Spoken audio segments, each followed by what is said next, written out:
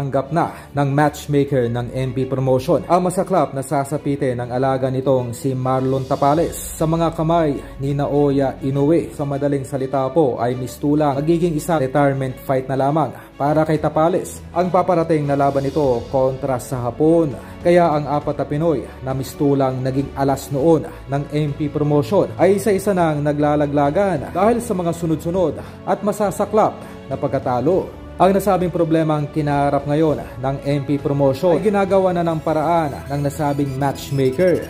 At ang isang mabilisang remedyo nga po na ginagawa ngayon ng nasabing matchmaker upang maibangon muli ang reputasyon at dangal ng kanilang promotion ay makuha muli ang nag-iisang kinatatakutan ngayon ng 122 Division na si Cuadro Alas. Dahil kumakalat nga po ngayon ang mga parinig ang nasabing matchmaker na itong si Magsayo raw ay niregaluhan noon ng mansyon ni Manny Pacquiao sa probinsya at itong si Tapales naman raw ay may garantisadong 30 million pesos na bonus mula kay Pacquiao kung matatalo nito ngayong Disyembre si Inoue. Sa madaling salita po ay nagpaparinig itong dating matchmaker ni Cuadro Alas na kung ito ay sakaling babalik ng MP Promotion ay matitikman rin ito ang mga nasabing biyaya mula sa may-ari mismo ng MP Promotion na walang iba kundi si Manny Pacquiao.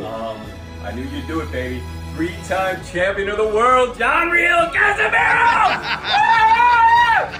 Oh God, baby! As for the senator, that's for MP